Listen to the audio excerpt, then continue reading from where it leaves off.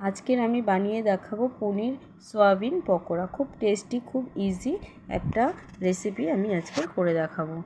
কিছুটা আমি পনির নিয়ে নিই, অল্প করে সয়াবিন আমি বয়েল করে জলটাকে ছেঁকে আমি পনিরের মধ্যে দিয়ে দিলাম।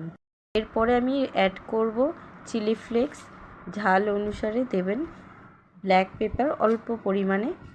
তারপরে আমি দিয়ে দিলাম এতে স্বাদ অনুসারে লবণ, দিয়ে এর মধ্যে অরিগ্যানো দিয়ে দিলাম।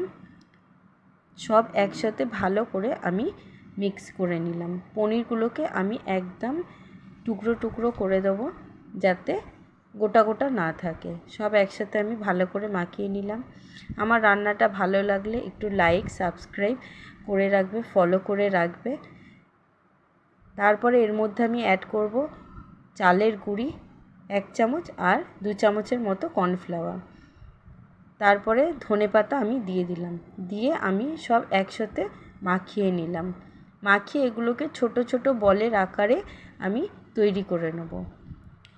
একটা একটা করে বলের আকারে তৈরি করে নিলাম। ঠিক এরকমভাবে সব কটা বল আমি তৈরি করে নিলাম। এরপরে একটা আমি ব্যাটার তৈরি করব। ব্যাটারটা তৈরি করতে আমার লাগবে 2 চামচের মতো চালের গুঁড়ি আর 3 চামচের মতন কর্নফ্লাওয়ার। তারপর আমি দিয়ে দেবো এর মধ্যে কাশ্মীরি লঙ্কার গুঁড়ো, অল্প পরিমাণে হলুদ, চিলি ফ্লেক্স, স্বাদ অনুসারে লবণ। চিলি ফ্লেক্সটা ঝাল অনুসারে দেবেন। ওখানে যেহেতু আমি চিলি ফ্লেক্স মিশিয়েছি, তাহলে এখানে অল্প দিলেও হবে। তারপর আমি দিয়ে দেবো 1/2 চামচের মতন আদা আর 1/2 চামচের মতন রসুন বাটা।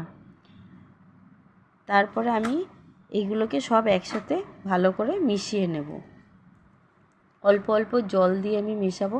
খুব বেশি গাঢ়ও হবে না, খুব বেশি পাতলাও হবে না। ব্যাটারটা তৈরি করে নিচ্ছি আমি।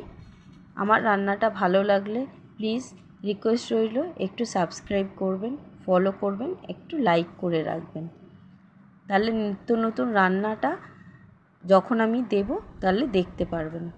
তারপরে আমি এর মধ্যে অ্যাড করলাম 1 চামচের মতন শেজওয়ান চাটনি বা শেজওয়ান সস, দিয়ে আমি ভালো করে এটাকে মিশিয়ে নিলাম। তারপরে একটা একটা বল আমি দিয়ে দিলাম, দিয়ে গরম তেলের মধ্যে আমি ছেড়ে দিলাম। সব কটাকে ছেড়ে দিলাম একটা একটা করে, দিয়ে হালকা আঁচে এগুলোকে আমার ভাজতে হবে। সব কটা আমি ছেড়ে দিচ্ছি, হালকা আঁচে আমাকে ভাজতে হবে। হালকা আঁচে ভাজলে ভিতরটা ভালো করে